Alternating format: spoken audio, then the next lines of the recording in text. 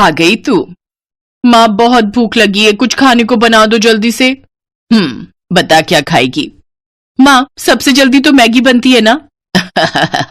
मुझे पता था कि तू मैगी ही खाएगी। चल हाथ मुंह धो ले, मैंने पहले से ही बना कर रखी है तेरे लिए। सच में माँ? मैं बस अभी आई फिर तो। ये कहानी है रिया की, जिसे मैगी बहुत पसंद थी। वो हमेशा खाने के लिए अपनी माँ से मैगी ही मांगती थी और जब घर में कोई नहीं होता था तब भी वो खुद मैगी बनाकर खाती थी। ऐसे ही वक्त गुजरता चला गया और फिर वो दूसरे शहर जाकर हॉस्टल में रहकर पढ़ाई करने लगी। और फिर एक दिन, हेलो रिया, क्या कर रही है? कुछ नहीं माँ, बस नाश्ता करके कॉलेज जा रही हूँ। अरे वाह, क्या बनाए नाश्ते में? वो माँ मैंने मैगी ही बनाई होगी। हाँ माँ, थोड़ी देर हो रही थी तो मैंने सोचा कि मैगी ही बना लूं। अरे मैगी की भूखी, तेरा पेट कब भरेगा इस मैगी से? पेट तो बहुत अच्छे से भर जाता है माँ, बस मन ही नहीं भरता। जब से रिया हॉस्टल में आई थी तब से ही वो दिन रात बस मैगी ही खाती रहती थी। ना तो उसने कभी कुछ और बनाना सीखा और ना ही सीखने में रुचि ली। ऐसे ही उसका कॉलेज भी पूरा हो गया और फिर वो अपने घर लौट गई। फिर एक दिन, सुन जल्दी तैयार हो जाना, ठीक है?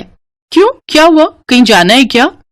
अरे पगली, बताया तो था आज लड़के वाले आ रहे हैं तुझे देखने। क्या माँ, मुझे अभी शादी नहीं करनी।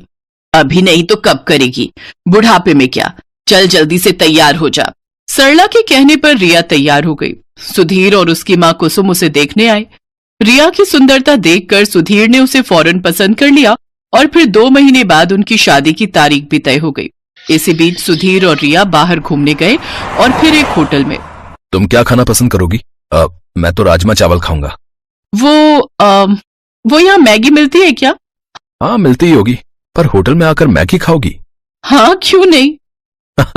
चलो ठीक है, जैसी तुम्हारी मर्जी। उस दिन सुधीर को समझ आ गया था कि रिया को मैगी बहुत पसंद है, लेकिन कितनी ज्यादा पसंद है ये तो उसे मालूम होना अभी बाकी था। फिर उसी शाम, रिया देख अब तेरी शादी होने जा रही है, अपने ससुराल में जाकर उन्हें क्या खिलाएगी? बस मैगी? अरे कुछ तो खाना बनाना सीख ले, वरना तेरी सास तुझे धक्के देकर घर से बाहर कर देगी। हाँ माँ, कल से मुझे खाना बनाना सिखा देना, ठीक है? रिया को कभी खाना बनाने में इंटरेस्ट नहीं आया। उसने जब बहुत आसानी से अपनी माँ को कहा कि वो कल से ही खाना बनाना सीखेगी, तभी उसकी माँ समझ गई थी कि वो जरूर कोई तिकड़म भिड़ा रही है। शादी को अब बस 10 दिन बचे थे और अगले ही दिन रिया की 4 सहेलियां उसकी शादी के लिए उसके घर में आकर रुक गईं। सरला समझ गई कि अब वो उसकी सहेलियों के सामने उसे क्या ही खाना बनाना सिखा पाएगी, और हुआ भी वही जिस बात का सरला को डर था। शादी की तारीख आ गई, पर असली कहानी तो अब शुरू होने वाली थी। शादी के ठीक 2 दिन बाद, रिया बेटी। जी माँ जी। हमारे यहाँ रिवाज है कि नई बहू दूसरे दिन खाना बनाती है। आज सुधीर के फूफा जी और मौसा जी खाना खाने आएंगे, तो तुम एक काम करो, 3-4 तरह की बढ़िया सब्जी वगैरह बना लो। अगर तुम कहो तो मैं लग जाती हूँ तुम्हारे साथ। नहीं माँ जी, मैं कर लूंगी। रिया ने उस वक्त तो अपनी सास को हाँ बोल दिया, लेकिन अब उसकी हालत खराब हो रही थी, क्योंकि बचपन से उसने मैगी के अलावा कुछ और बनाना सीखा ही नहीं था। वो किचन में गई और झट से अपना फोन खोला और अलग अलग रेसिपीज खोलने लगी। उसने तय किया कि वो फोन से देखकर 3-4 तरह की डिश बना लेगी। उसने खाना बनाना शुरू किया, लेकिन कुछ ही देर में उसके पसीने छूट गए। चावल जल चुके थे, मटर पनीर में मटर तो थे पर पनीर पूरा घुल चुका था। कढ़ी कच्ची थी और भिंडी में नमक तेज हो गया था। रिया समझ गई कि आज उसकी शामत आने वाली है। तभी बाहर से उसकी सास की आवाज आई, बेटा रिया, खाना बन गया हो तो ले आओ, सब लोग इंतजार कर रहे हैं। उसने झट से बर्तन गैस पर चढ़ाए और उनमें पानी उबलने के लिए रख दिया, और ठीक 10 मिनट बाद वो खाने की टेबल पर उन्हीं बर्तनों को लेकर आई। अरे वाह, बहू ने तो काफी कुछ बना लिया। लाओ बेटा, बड़ी जोर की भूख लगी है। हाँ भाई साहब, सही कहा, भूख तो जोरों की लगी है। जैसे ही मौसा जी ने पहला बर्तन खोला, वो चौंक गए क्योंकि उसमें मैगी थी। हैं? बहू ने तो मैगी बनाई है? दूसरा बर्तन खोलिए भाई साहब, उसमें होगा कुछ। मौसा जी ने जब दूसरा बर्तन खोला तो उसमें भी मैगी ही थी। इसमें भी मैगी है? जी, ये वाली वेज मैगी है मौसा जी। अच्छा, और बाकी बर्तनों में कौन सी मैगी है बहू रानी? जी, वो तीसरे वाले बर्तन में मसाला मैगी और उस वाले में अंडा मैगी है। खाकर देखिए, बहुत बढ़िया बनाई है मैंने। रिया की बात सुनकर उसकी सास कुसुम ने अपना माथा पीट लिया और उधर सुधीर के फूफा जी और मौसा जी एक दूसरे का मुंह ताकने लगे। लेकिन रिया ने इस घटना के बाद भी खाना बनाना नहीं सीखा। उसकी सास कुसुम ही सबके लिए खाना बनाती थी।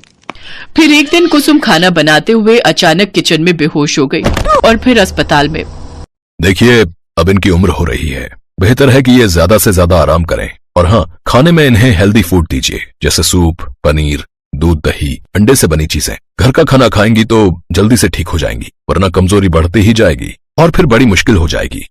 रिया और सुधीर कुसुम को घर ले आए, लेकिन रास्ते भर ना तो कुसुम ने और ना ही सुधीर ने उससे कुछ कहा। फिर अगले दिन जब कुसुम सोकर उठी तब, चलो अब फटाफट सबके लिए नाश्ता बना देती हूँ।